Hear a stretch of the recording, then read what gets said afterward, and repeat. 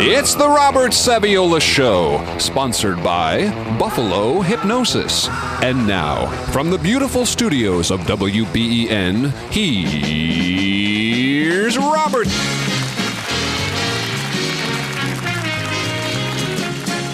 Good morning, Western New York. This is the Robert Saviola Show. My name is Eric Polanski. Once again, I'm filling in for Robert Saviola, who is on assignment in Florida. So today we're going to have an incredible guest. Well, before we get to our guests, let me just stress that I am with the Free Group, which is a Western New York-based group, anti-globalization group. Some wonderful people there. If you're interested in contacting us, you can reach us at free-group.com. Or if you're in the Western New York area, you can reach us at meetup.com, and then you can find the Free Group there as well. Today our guest is Christopher Bollyn. Christopher is quite an extraordinary person. I don't know many people like this man. Quite a investigative journalist. As far as official stories go, whatever the events, whatever the incidents that take place in this country and around the world, you notice that we have an official story and we have maybe an alternative version, which is usually cast aside. We often find that, for example, in America, you have 300 million people and two parties. Well, what about everybody else? Well, here's a place for somebody else. Christopher Bollyn is an author also. He's written Solving 9/11, The Deception That Changed the World, and it's quite a fantastic read. It really takes you through the events and the people and the places. It's not a theoretical book. It's a factual book. This book is based on evidence. There's really no theory involved, Christopher. Are you there, Christopher? Yeah. Hey, good morning, Eric. Good morning. It's as you said, it's not a theoretical book because I was working as an investigative journalist, and I investigated 9/11, various aspects, for about 10 years. And the deception that changed the world is the hypothesis that I drew from my 10 years of research. That's a long time, and you were on this subject. Can you take us back? I'm just going to say that it's a brilliant, as one reader put it, it's a brilliant and painstaking analysis that leads to an unexpected but entirely logical conclusion. Can you take us back to what got you involved and how you began to research this topic? Sure. I was an investigative journalist working in Washington, D.C., and I happened to be passing through New York City early in the morning on 9/11, so that I was pretty close to the subject. I couldn't go to Washington that day because of what happened there, and I began investigating. And what I found out very quickly was, as you said, there was an official story that was presented to the American people, really without any evidence. And 9/11, till today, it remains an unsolved crime. And as an unsolved crime, it was used to deceive the American people into an open-ended period of war, which is what we have now. And fundamentally, 9/11 was an act of false flag terrorism, in which the people were blamed. The people who were blamed were not actually the perpetrators. And the purpose of my book is to expose the deception behind 9/11 and to show the real culprits and their motivation. Yes, Christopher. An example that I've come across is that Bin Laden, Osama bin Laden, is labeled as the key perpetrator to 9/11. However, when the FBI was confronted on why he was not listed as most wanted for that crime, they said that there was no evidence to convict him. Have you heard that as well? Yeah, right. They had no evidence. The FBI said they had no evidence to connect him to the terrorism. But the thing is that the official version of 9/11 is at this point been completely shown to be false. Whether the destruction of the towers, one of the real crimes that day was the explosive demolition of the Twin Towers. That's where most of the people died. and the evidence from the destruction of the buildings was very hastily destroyed. The steel was destroyed, and so that the crime was not meant to be solved or investigated. And what happened was that the FBI actually facilitated the destruction of the evidence of the scene of mass murder of 3,000 people. We'll be right back. This is Robert Saviola Show with author and investigative journalist Christopher Bollyn. Thank you, everybody.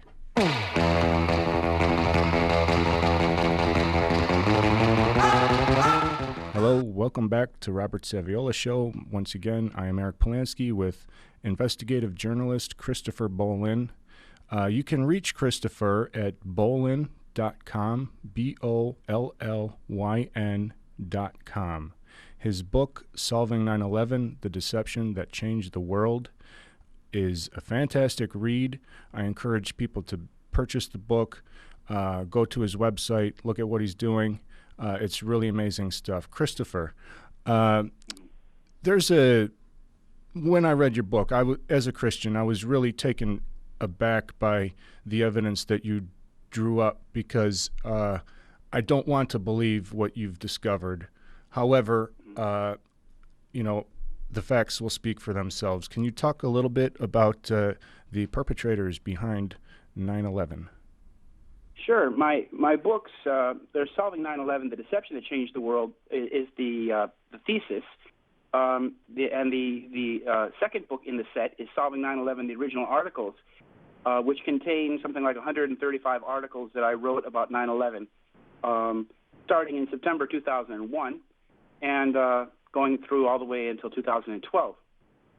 And the work, my book, Solving 9/11, identifies the party behind the deception and their history of terrorism, of false flag terrorism, and the motivation. If you remember, General Wesley Clark said a couple of years ago that after 9/11 he visited the Pentagon and he learned that there was a post-9/11 plan to overthrow 7 nations in the Middle East, starting with Afghanistan and Iraq and Syria and Libya and on and on. And that this was the plan that they had drawn up. And, the military brass, like Wesley Clark, did not really understand where the plan had come from. But this was the plan.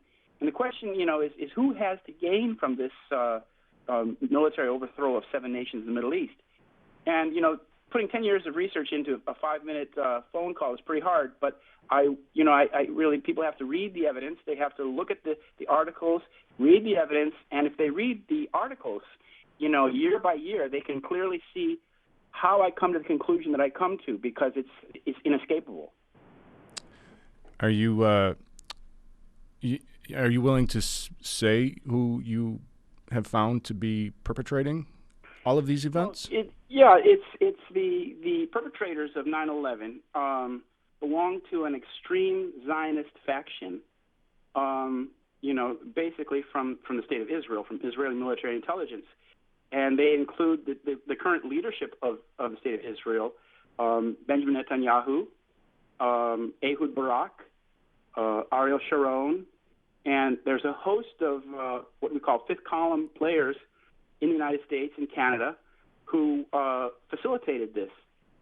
Because at every juncture, at every critical point in the 9/11 saga, you find that the people who were involved in the destruction of the evidence, the people who were involved in the non-investigation of the crime, the prosecution, etc., are all very closely tied to this very extreme group of Zionists, based around the former Lehi people like Yitzhak Shamir and Menachem Begin, the terrorists of the Zionist terrorists going back to the 1940s.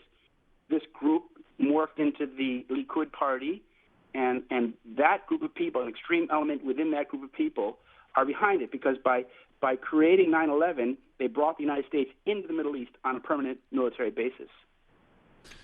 Well, that's a long time ago, and these people, they're sons of and former perpetrators themselves in other events. Would you care to speak on what events those may be?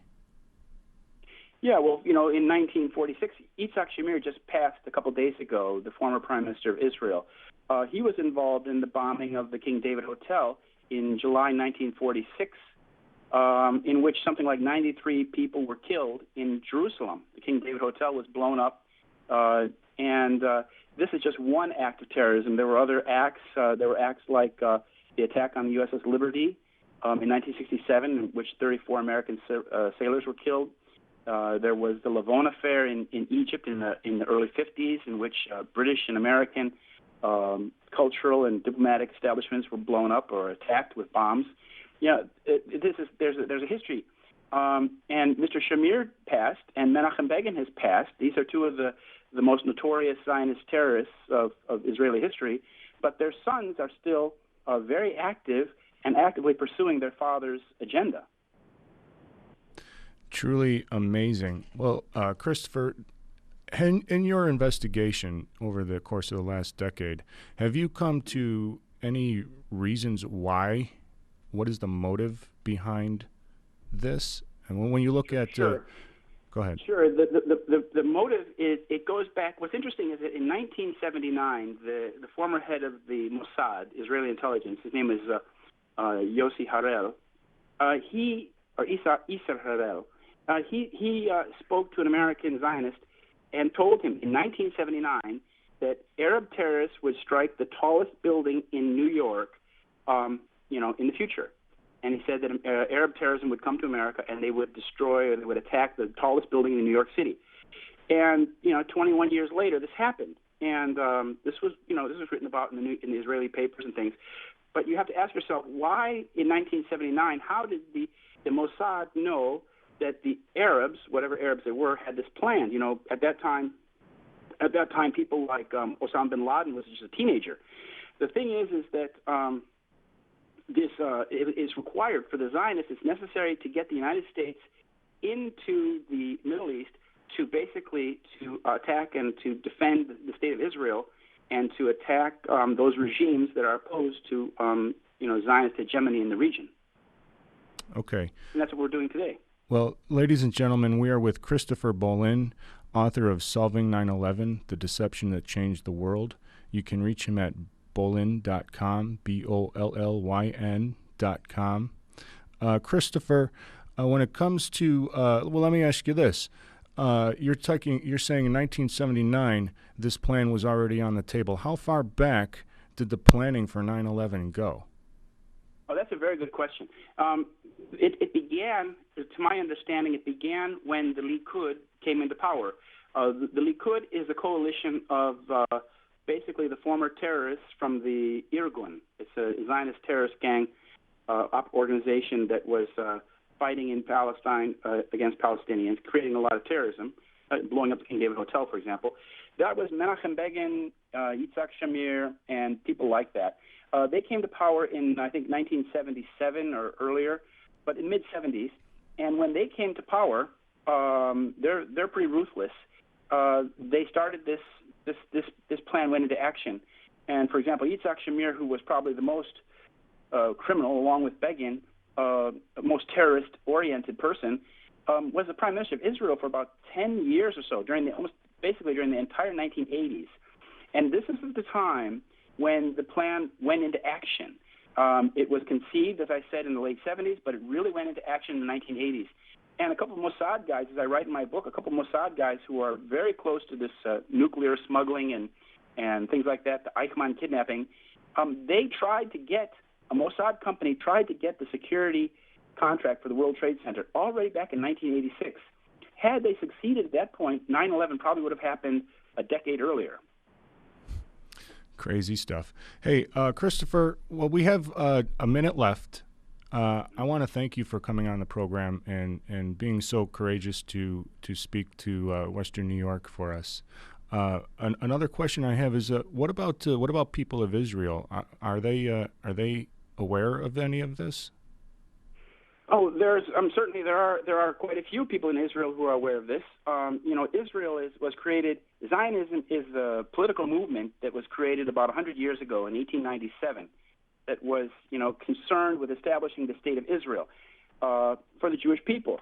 And Many people in Israel, though, are just as deceived by the propaganda as American people.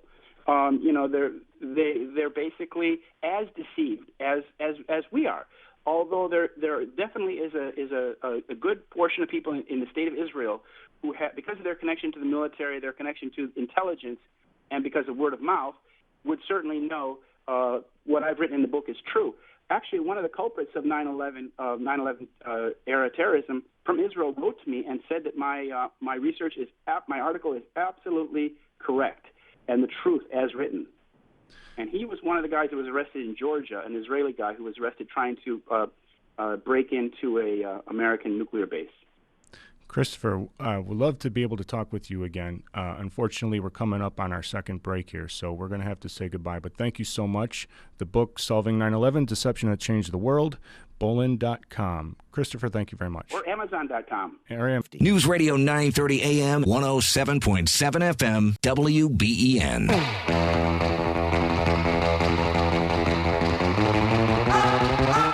Hello, everybody. Welcome back to the Robert Saviola Show. My name is Eric Polanski. We have another special guest on the phone today. His name is Robert Saviola, calling this Saturday from sunny Florida. Not quite sunny there yet, is it, Robert? Oh, no, it's been very, very sunny. It's hot, beautiful, out on the water all the time. I love it. It's funny being a guest on my own show, though. It's pretty cool. Well, we love having you. Yeah. So I heard you had a great interview earlier, and I know a lot of things that people might find hard to swallow, but, there's many theories out there, and this one is as good as any other, maybe even better. It's very hard to swallow. I hope I'm not followed home today, Robert. Well, you never know. If you are, then you're getting close to the truth, or you have the truth already taken care of. Yeah, I'm watching what's going on in this presidential election around the country, and I'm watching what's taking place now. Obama's already started his plants in his audiences.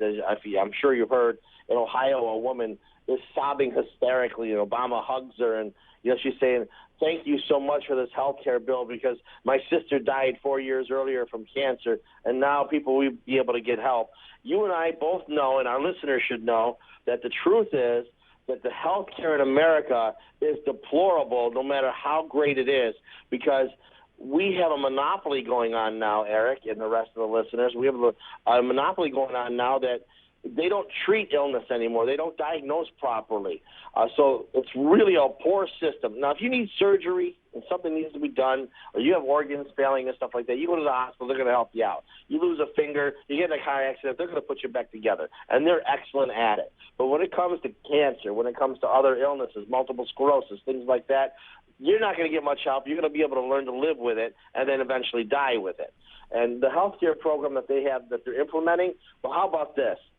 Officials have already drafted 13,000 pages of new regulations for the new Obama tax law for this health care thing. Did you know that, Eric? No, this is a first. I knew it was a big number. I didn't know the specifics. Go ahead. 13,000 pages since the Supreme Court gave Obama's new health care law the green light. And they have lawyers working around the clock. And I'm telling you, the bill itself is 2,700 pages. Anybody read a 200-page book? 200 pages seems like forever to get through. Well, can you imagine 13,000 pages? Well, that's what we're looking at here with this. And they have, like I said, lawyers working around the clock, and they're not even done yet. It's a delegation of extensive authority from Congress to the Department of Health and Human Services and a lot of boards and commissions and bureaus throughout the bureaucracy. Now, there's been much focus on the mandate that all Americans obtain health insurance, but analysts say that's just a small part of the law, covering only a few pages of the law's 2,700. But now we're talking about 16,000 new IRS agents because of this. And the much bigger than the mandate itself are the insurance exchanges that will administer $681 billion in subsidies over 10 years, which will require a lot of new federal workers and the IRS and health departments. So they're let's just get one thing perfectly clear here, and it's really troubling. The federal government is about to assume massive new powers that are going to control every last aspect of your life. And you know what, Eric? And I'm telling you right now, and everybody should agree to this, lawyers should not be allowed to run for office. There should be no such thing as any lawyer holding any congressional, any senatorial, any presidential position. Because with lawyers comes nothing but pages and pages of laws, and those laws are there to do one thing only, and that is control the population in the United States. Robert, I think there was a time when it was illegal to run for office as a lawyer. Well, if there was, I'd like to know about it, and I wish they could put that back in. Do you know the Democratic Party is made up of almost total lawyers? Among other things. The businessmen. I don't think they're just lawyers. Yeah. I'm sorry, go ahead. Well, the Republican Party has a lot of businessmen in it and some lawyers, too. But the Democratic Party is like almost total lawyers. It's unreal. And how much... I'm sorry, I was going to say that, and 13,000 pages is a lot to read. You need a lot of lawyers on that book. But that book is bigger than all the religious books in the world put together. You're absolutely correct, and that's what I was thinking. That's exactly what I was thinking when I'm reading this, is that, people think the Bible's hard to read, and there's a lot, going on there. Well, look at this. There's nobody going to be able to understand it. And, you're always going to have problems and people being arrested. We have people being arrested now for using their phones to video a traffic stop. We're talking about lawyers that are putting 15 years in jail penalties on people who want to video a traffic stop. This is ridiculous. Our country is falling apart. Now, when you got this woman in this plant, watch the plants for Obama as he goes through the country. Do you know he's traveling through the country talking about he's betting on America and betting on American jobs and American-made products? Do you know he's traveling in a bus made in Canada? No. Yeah. Do you also know that most of the green energy jobs that he has, he gives to foreign companies? Yes, I did know that. Yeah. But, people don't pay attention. They're out there and they're listening and they're going for this guy. And people say, well, how can healthcare be bad? Well, I'll tell you how it's bad. How would you like to have cancer and you're given 6 months to live unless you get an operation today, and then they schedule your appointment, your surgery for next year? You ain't going to make it. You're not going to make it. That's what happened to a guy in Canada. He was getting headaches. So he's got the healthcare law in Canada that says free healthcare. So he went to his doctor and they were going to schedule a CAT scan. Well, his CAT scan was scheduled for 8 months later. That's the earliest they can get him in because of the free healthcare, right? So he says, I can't wait 8 months with these headaches. So he comes to the United States. And when he comes to the United States, he finds out with a CAT scan that he's got a tumor the size of a golf ball in his head. And so now he goes back to Canada and says, hey, I got a tumor the size of my golf ball in the head. They said, all right, well, we'll take a look at it. It says that you need surgery. You're going to die soon if you don't get surgery. So he goes back to Canada and tells them all about it. They schedule his surgery for 2 years later. That's the earliest they can get him in. This is a true story. He knows he's going to die. So health care is no health care for him. So really, they're saying they have health care, but they don't. It's fantasy. It's a delusion. It's not really there. The man came to the United States again, spent $28,000 out of his own pocket, had the tumor removed, and now is still alive today. But that's what's going to happen here. You look at Greece. You look what's going on in Greece. You look what's going on with France and all these other countries. They're falling down, and nobody can keep paying these minorities wages. We got to get rid of entitlements altogether, Eric. I'm talking about we need to repeal welfare, social services, WIC, all these programs. People need to go back to their churches, go back to Catholic charities, go back to neighborhood food drives and watching out for one another in the neighborhood and helping each other. And families need to depend on one another. Families need to get stronger and be able to move in with one another. And if you need to have a full household where all your kids are living in the same house as you and you're all chipping in to keep the house afloat, that's what we need to do. Because right now, this president has run our country so low. They say unemployment's 8.2%. That's a lot. So many people stop looking, they say it's more like 15. And then when you look at unemployed and people that have just fallen off the screen, it's 25% of people are out of work in the United States. 25%. And they cannot pay their bills. And yet they're talking about raising utilities, raising this, raising that, wanting more, donate this, donate that. When you go to the movies, can you donate $1 for this? I always ask them, actually, I got to save the house fund here. Can you donate $1 to us? It's terrible. Sure.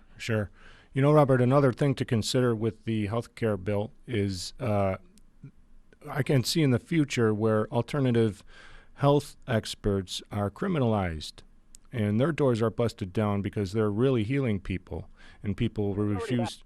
I'm sorry, go ahead. That's already happening. You're absolutely correct. If you have the true cure for cancer, you are not allowed to use it because they do not care if it's working or not.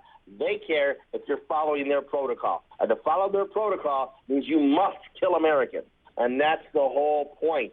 They need to cull the herd. They want America's population down to around 1 million. We have 320 million now. That's 1 in 3 of us are going to be still left when they're done. Listen, people, if you think that there's not a cure for cancer, then let me ask you this. How many senators, congressmen, or presidents do you know that have died of cancer? Well, there's people that go other places and they get help all the time. And I know we're coming up on the end of the show, so God bless every one of you, and thank you for tuning in. And Eric, you're doing a great job over there, and I appreciate it. Thank you, Robert. I appreciate the opportunity, and I love you, brother, and I'll talk to you soon. God bless everybody. Bye-bye. You and I have a rendezvous with destiny.